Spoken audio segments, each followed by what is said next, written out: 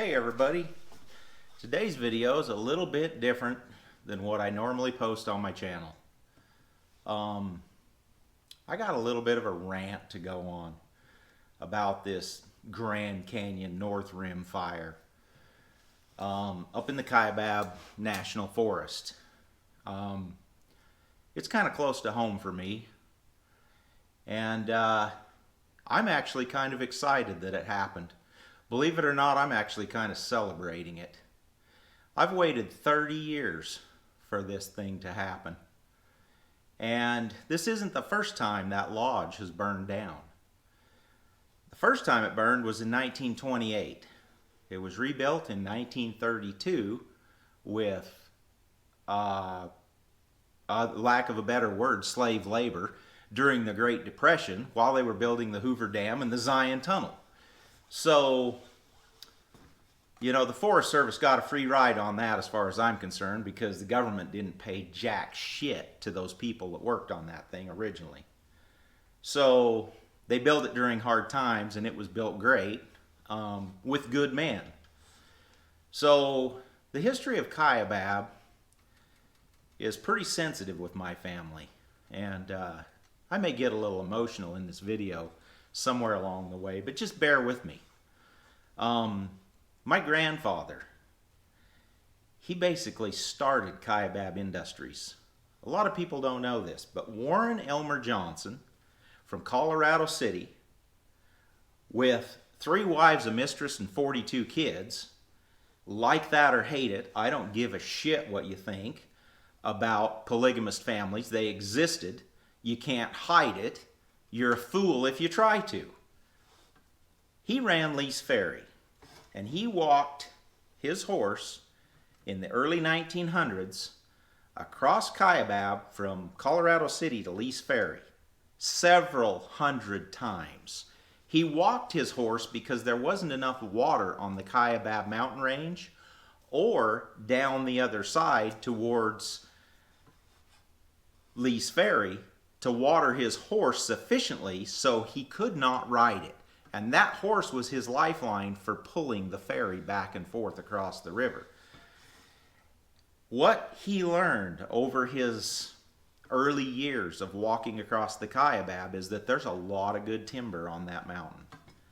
So around 1948, he bought some military surplus trucks, and somewhere around 10 Mile, Camp 10 Mile, I think that's pretty much where my uncle describes the original base camp and sawmill. He started a sawmill.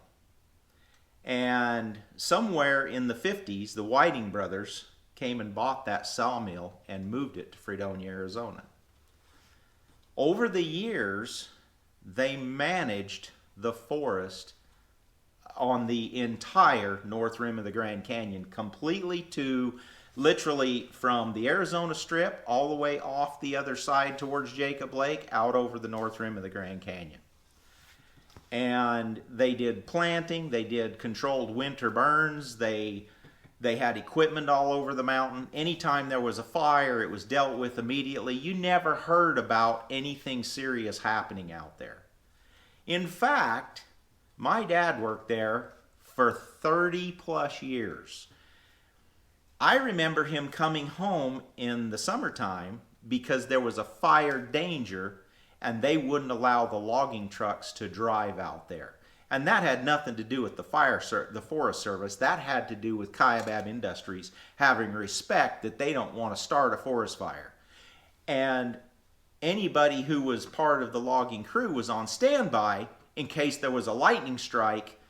The timber cutters could go cut circles around it, the skidders could skid a road around it, and anybody with a dozer could push it up in a pile and let it burn and control it. So over the years, they completely managed this forest. Well, fast forward to 1993. The Sierra Club, the most useless piece of shit organization in this country as far as I'm concerned, they come by and said, there's this owl that's endangered over there, the Mexican spotted owl. So guess what happened? Bill Clinton signs a piece of paper, legislation, they cancel timber sales to the Whiting brothers. Thinning forestry. Bunch of bullshit. There's studies on the internet, look it up. You can read all about it. So, in 1995, the Kaibab Industries basically, they cut their last 2x4. And that was sometime in April. So, 200 plus employees. They're handed their last check. See you later. The Whiting brothers had mills all over the country. They had them in Colorado. They had them all over in Utah, northern Arizona, western New Mexico. They were everywhere. They were a big organization. Once Kaibab Industries was removed from the Kaibab, the Forest Service didn't have a piece of equipment bigger than a shovel to fight fire with. I remember going out on a fire in 1996. It was late 1996 with my Uncle Jesse, because they hired him because he had a dozer for 2 weeks to go push a circle around a fire. Well, fast forward to where he fought that fire. That entire side of the mountain has burned. It's burned completely off. There's no live trees on it. It is actually an utter disgrace when you drive through it. It looks like a wasteland. It's been in a bunch of my videos. I've drove through it. In fact, it's not far from where McKay's father died in a semi-truck with a load of lumber on for Kaibab Industries. There's a memorial built there. His family built a memorial for McKay's dad.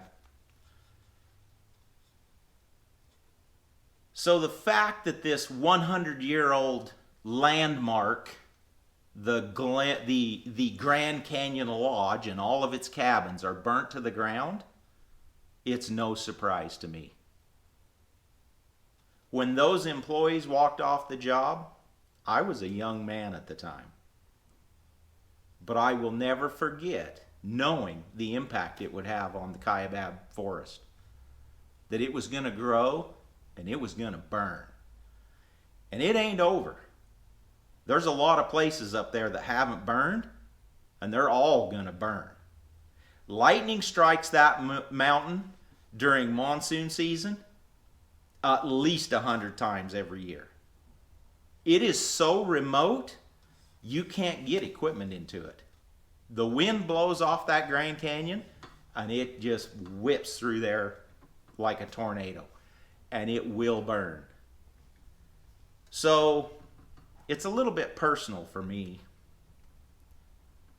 because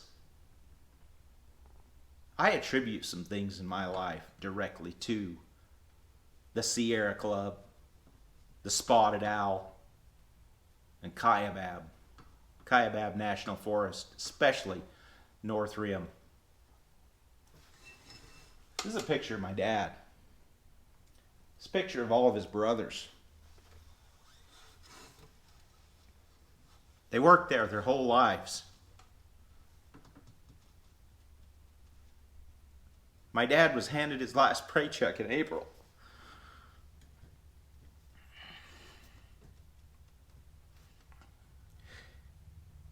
He went home to his house in Orderville. He had 5 kids living at home still. He had 1 house payment left. He was 49 years old.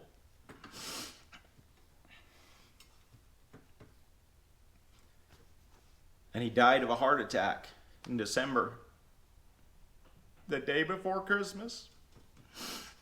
I'll never forget it. I'll never forget the call from my little brother.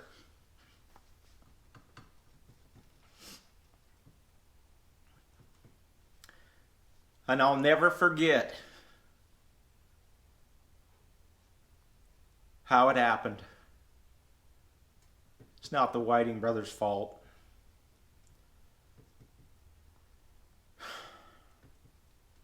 It's the Sierra Club.